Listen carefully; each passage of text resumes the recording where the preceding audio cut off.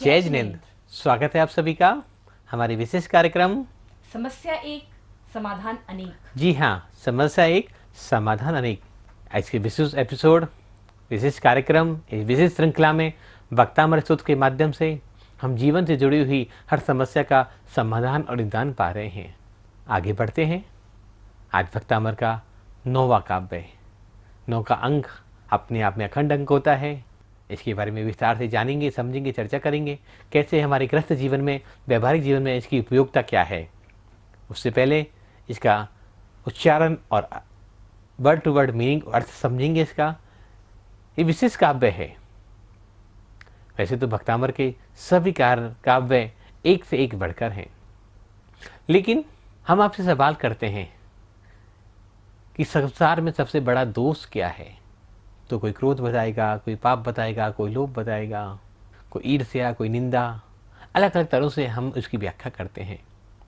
तो संसार में सबसे बड़ा दोष आचार्यों ने माना है, तो माना है अज्ञानता।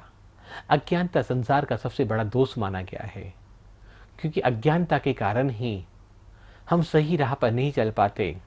जो हमें करना है, जो हमारे जीवन का उद्देश्य है, उस उद्देश्य को पूर्ण नहीं कर पाते। यह एक भक्तामर का ही काव्य हमारे अज्ञानता की नाश को दूर कर, हमारे दोषों को दूर कर हमें शाश्वत सुख की प्राप्ति में अग्रसर करता है। वैसे तो ये काव्य पुत्र प्राप्ति के लिए बताया गया है, लेकिन उससे भी जो जरूरी है, हमारे काव्यों, हमारे आचार्यों की जो दिव्य दृष्टि के माध्यम से इस काव्य में जो भगवान ऋषभदेव प्रभु की स्तुति की गई है, उसको हम अभी समझेंगे। उससे पहले हम डॉक्टर प्रिया जैन से इसका उच्चारण और वर्ड टू वर्ड मीनिंग के बारे में बात करते हैं। उसके पश्चात अन्य बातें। तो हम सबसे पहले भक्ताम्बर स्त्रोत के 9वें नंबर काव्य का उच्चारण सीखते हैं। आस्तान्तव स्तवनमस्त समस्त दोषम त्वत्संकतापि जगतान् दुरितानि हन्ति। दूरे सहस्रकिरणा कुरुते प्रभेव पद्माकरेषु जलजानि विकास भांजी। आस्तान, ता के ऊपर बिंदी है और बाद में क्या है, त। आस्तान तव, आस्तान तव, बिंदी का उच्चारण क्या हो रहा है, न। आस्तान तव स्तवनमस्त समस्त दोषम। श के ऊपर जो बिंदी है उसका उच्चारण क्या होगा, म। दोषम त्वत्संकतापि जगतान, जगतान, ता के बाद, ता के ऊपर बिंदी है और बाद में क्या आ रहा है, द। त्वत्संकतापि जगतान दुरितानि हन्ति। दूरे, द के ऊपर बड़े की मात्रा है, दूरे। दूरे सहस्त्र, दूरे सहस्त्र, किरणः, किरणः, किरण पर विसर्ग है, किरणः। दूरे सहस्त्र किरणः कुरुते प्रभेव, कुरुते प्रभेव पद्माकरेषु, पद्माकरेषु जलजानि, पद्माकरेषु जलजानि विकास भांजी। सारी सांस का हमें भार छोड़ना है, विसर्जन करना है। अब हम वर्ड टू वर्ड अर्थ समझते हैं। आस्तान, आस्तान मीन्स दूर रहे, आस्तान मीन्स दूर रहे। तव मीन्स आपका, स्तवन मीन्स स्तुति। मस्त, मस्त मीन्स छिप जाना। समस्त, समस्त मीन्स सारे। दोषम, दोषम मीन्स दोष, नेगेटिव चीजें। त्वत्, त्वत् मीन्स आपकी। संखतापि, संखता मीन्स पवित्र गाथा। अपि, अपि मीन्स भी। जगतान, जगतान मीन्स जगत के जीवों के। दुरितानी मीन्स पापों को। हंति, दुरितानी हंति, हंति मीन्स नष्ट करती है, पापों को नष्ट करती है। दूरे, दूरे मीन्स दूर, डिस्टेंस। सहस्त्रकिरणः, सहस्त्रकिरणः किसकी हैं? सूर्य की। सूर्य की कितनी किरणें हैं? हम अनकाउंटेबल, काउंट भी नहीं कर सकते हैं। सूर्य कभी पक्षपात नहीं करता है कि जब सूरज उगता है तो एक जगह पर तो रोशनी कर दे और दूसरी जगह पर अंधेरा। नहीं, वो यदि इंडिया में आ रहा है तो पूरे इंडिया के कण कण में अपनी रोशनी बिखेरता है। सहस्त्र किरणः। कुरुते, कुरुते मीन्स कर देती है। प्रभेव, प्रभेव मीन्स प्रकाश ही। पद्माकरेषु, तालाबों में, तालाब। जलजानी मीन्स कमलों को। विकास भांजी, विकास भांजी मीन्स विकसित, प्रफुल्लित या खिल जाना। तो इस काव्य के माध्यम से आचार्य मानतुंग स्वामी कह रहे हैं कि प्रभु, आपकी स्तवन की तो बात बहुत दूर की है, कि हम स्तवन की बात नहीं कर रहे।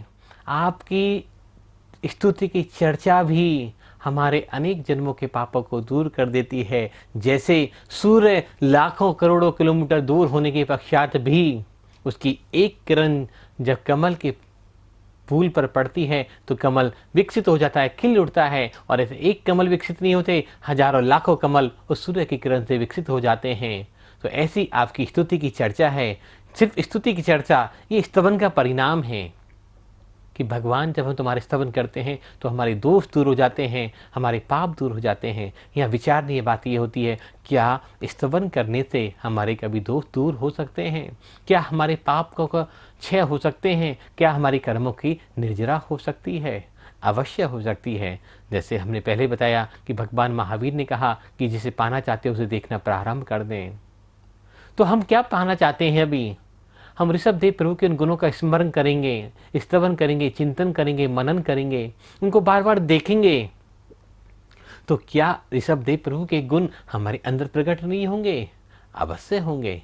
जब वो गुण हमारे अंदर प्रकट होंगे, जब अच्छाइयाँ हमारे अंदर आने लगेंगी तो हमारे विकार पलायन कर जाएंगे, हमारे पाप दूर हो जाएंगे। ऐसा इस काव्य के माध्यम से आचार्य मानतुंग स्वामी ऋषभदेव प्रभु की स्तुति के रूप में कह रहे हैं। इसका फल क्या होगा? व्यवहारिक जीवन में पुत्र प्राप्ति की आकांक्षा के लिए इस मंत्र का जाप किया जाता है।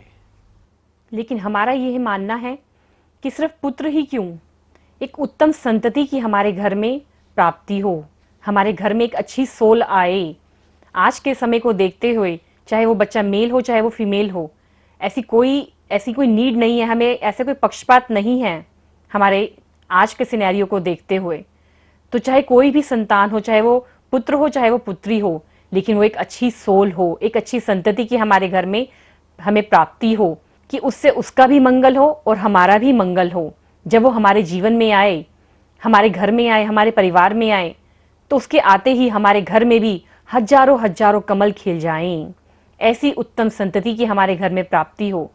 तो इसी भावना के साथ हम ये पाठ करें, श्लोक का पाठ करें। ये नहीं सोचें कि पुत्र हो या पुत्री हो, जो भी संतान हो वो उत्तम संतति की हो, चाहे वो पुत्री हो कोई दिक्कत नहीं है, लेकिन उसके अच्छे संस्कार हों, उसका अच्छा हो, सब कुछ मंगल हो। इसी भावना के साथ हमें इस श्लोक का पाठ करना चाहिए।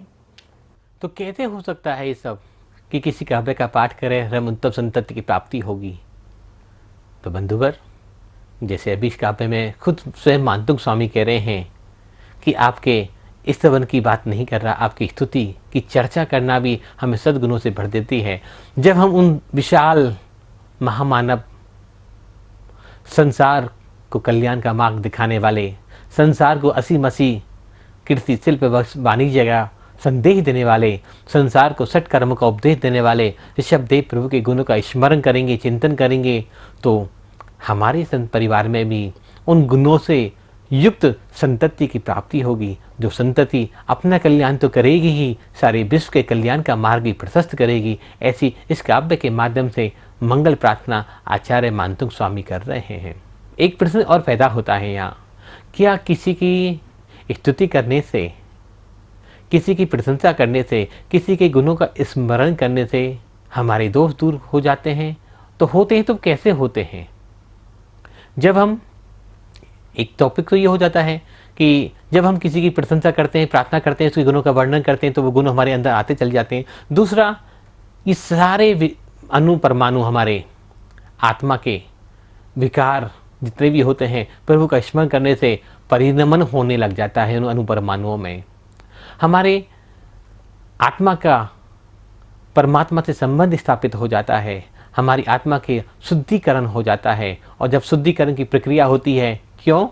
क्योंकि अनंत जन्मों के पाप की कलिमा वहाँ चढ़ी हुई होती है। जब वो कलिमा हटती है तो निश्चित ही शुभ्रता वहाँ आनंद और शुभ्रता वहाँ उत्पन्न हो जाती है। जब वहाँ शुभ्रता उत्पन्न होगी तो दोष मिट जाएंगे। ये स्तवन का परिणाम है, स्तुति की सार्थकता है, विशालता है, ये भक्तामृत स्तोत्र की अनंतता है। इस भक्तामृत स्तोत्र के माध्यम से हजारों लाखों जीवों ने अपना कल्याण का मार्ग प्रशस्त किया। पिछले 12 वर्षों से जब तक से हम इस पर रिसर्च कर रहे हैं, अध्ययन कर रहे हैं और इसको जानने समझने की कोशिश कर रहे हैं, ऐसी सैकड़ों माताएं जो उत्तम संतति की प्राप्ति के लिए जीवन भर प्रयत्न करती रही। 5 साल, 10 साल, शादी के 12 साल, 15 साल भी निकल गए, लेकिन उत्तम संतति उनके जीवन में आ ना पाई। लेकिन जब उन्होंने इस काव्य का पाठ किया, स्मरण किया, पति पत्नी दोनों ने मिलकर इस काव्य की साधना करी, तो उनके जीवन में खुशियों का सवेरा हुआ।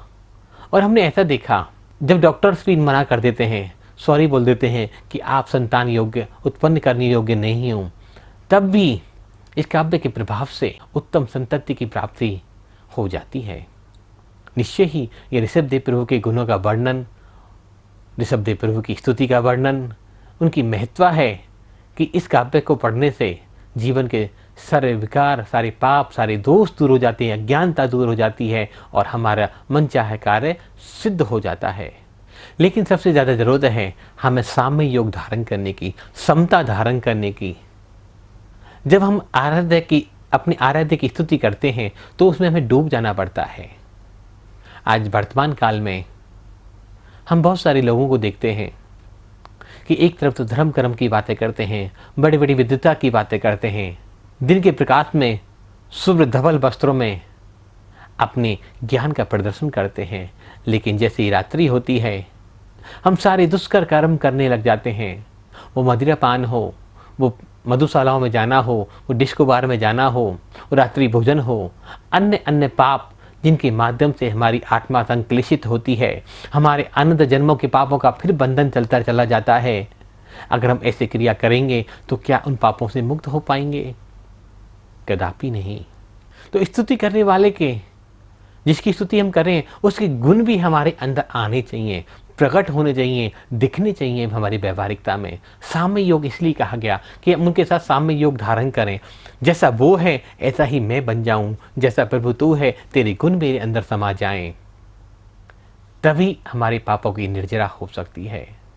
तो हमें अपनी कथनी करनी में फर्क ना रखते हुए जैसे कथनी करें वैसे हम कर्म करें। ऐसा कर्म निश्चित करेंगे तो हमारे पापों की निर्जरा होगी। हमें सबसे पहले सद्गुणों का विकास अपने अंदर करना होगा।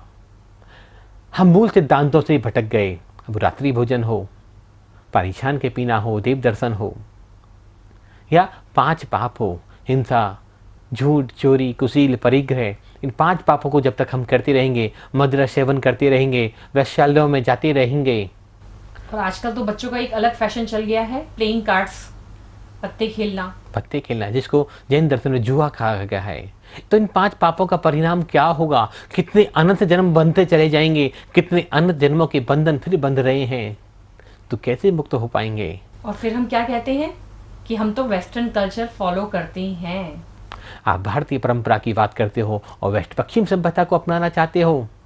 आप भक्तामर की बात करते हो, भक्तामर में जिनकी स्तुति कही गई है ऋषभदेव प्रभु के, उन गुणों को अपने अंदर धारण करना चाहते हो और वेस्टर्न कल्चर, पश्चिमी सभ्यता को अपनाना चाहते हो। कैसे संभव हो पाएगा? आदमी कभी भी 2 नावों में पैर रखकर आगे नहीं बढ़ सकता। कभी कभी हमें लगता है कि हम दूसरों को धोखा दे रहे हैं, दूसरों को चीट कर रहे हैं और 2 नावों में पैर रखकर हमारा सफर बहुत अच्छा चल रहा है, बहुत आगे पहुंच रहे हैं। लेकिन समय जब भी पलटा मारता है, दोनों नावों में हम किसी में नहीं रह पाते और एक दिन हम डूब जाते हैं। तब कौन आएगा बचाने वाला? आज तो भानतुंग स्वामी और आचार्य भगवंत हमें उपदेश दे रहे हैं, समझा रहे हैं, बता रहे हैं कि हम साम्य योग धारण करें, स्तुति की महत्ता को समझें कि भक्तामृत सूत्र में किन गुणों को विकास करने की बात की गई है, कौन से गुण हमें धारण करने हैं। कैसा हमें बनना है, लेकिन हमारी कथनी और करनी में फर्क रहा। हम सिर्फ दूसरों को दिखावे के लिए अपनी एक्टिविटी को, अपनी कार्यकलाप को करते रहे तो निश्चित ही एक दिन हमारा पतन होना निश्चित है। इसमें कोई भी हमें रोक नहीं पाएगा।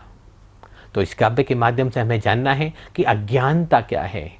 अज्ञानता सबसे बड़ा यही है कि मैं जिसकी स्तुति करने जा रहा हूँ, जिसका वर्णन कर रहा हूँ, जिसकी प्रार्थना कर रहा हूँ, जिसकी भक्ति कर रहा हूँ, उसके गुण का कोई संसार में पार नहीं पा सकता। उसमें से कुछ गुण भी अगर मेरे अंदर प्रकट हो जाएं, उसका एक अंश भी अगर मेरे अंदर आ जाए परमात्मा, तो मेरा संसार सागर से कल्याण होना निश्चित हो जाएगा। भक्तांबर स्तोत्र का ये जो नौवां काव्य है, उत्तम संतति की प्राप्ति तो करता ही है और साथ ही साथ हमारे बहुत सारे भय, बहुत सारे पापों का भी नाश करता है। आपको लगता है किसी चीज़ से डर, आपको लगता है कि मैं ये काम कर रहा हूँ, मुझे अंदर ही अंदर इसका डर है कि होगा या नहीं होगा, मैं इसमें सक्सेस होऊंगा या नहीं होऊंगा, तो उसमें भी बहुत लाभदायक है। भय कहाँ से उत्पन्न होते हैं? वह हमारे गलत कर्मों के कारण उत्पन्न होते हैं। जब हम गलत क्रियाएं करते हैं तो निश्चित ही, चाहे कोई देख रहा हो या नहीं देख रहा हो, लेकिन वो सब देख रहा होता है। उसके कंप्यूटर में ऑटोमेटिक सारे सिस्टम फीड होते चले जाते हैं। हम दूसरों को तो मूर्ख बना सकते हैं, लेकिन कभी अपनी बैलेंस शीट को नहीं, हम उससे कभी धोखा नहीं दे सकते। वो तो हर समय टाइप होती जा रही है और फिक्स होती जा रही है एफडी की तरह। तो हमें समझना होगा, जानना होगा कि इस नौवे काव्य की सार्थकता तभी है। मैंने इसलिए कहा कि काव्य विशेष काव्य है। क्यों? क्योंकि अज्ञानता सबसे बड़ा दोष माना गया है। और जो 9 नंबर है वो अपने आप में भी एक पूर्ण नंबर है। अकॉर्डिंग टू न्यूमरोलॉजी भी हम 9 नंबर बहुत ऑस्पिशियस मानते हैं। 9 नंबर किसी को जो कोई ब्रेक ही नहीं कर सकता। आप सबने भी देखा होगा, एक जो माला होती है जिससे हम जाप करते हैं, उसमें कितने मोती होते हैं? 108 108 मोती होते हैं। और 9 नंबर नवग्रहों का प्रतीक है, नव देवताओं का प्रतीक है। तो यह काव्य अगर आप भावपूर्वक, शुद्धिपूर्वक, मन वचन काय पूर्वक करते हैं तो निश्चित ही हमारे अंदर वो सद्गुण विकसित होंगे जिनसे हम परमात्मा बनने के मार्ग में आराम से आगे बढ़ सकते हैं। इस काव्य की और जानकारी के लिए आप हमारी वेबसाइट पर विजिट कीजिए www.bhaktambarmantrahealing.com और हमारे यूट्यूब चैनल है भक्तांबर मंत्रा हीलिंग, BHAKTAMARMANTRAHEALING। आपको स्क्रीन पर भी दिखाई दे रहा होगा, तो आप जरूर एक बार विजिट कीजिए। और डिटेल में जानने के लिए, श्लोक के बारे में और डिटेल जानना हो, रिद्धि के बारे में, मंत्र के बारे में और इसकी व्याख्या के बारे में, तो एक बार जरूर देखिएगा भक्तांबर मंत्रा हीलिंग। तो कल फिर मिलते हैं, तब तक के लिए सादर जय जिनेंद्र, जय जिनेंद्र।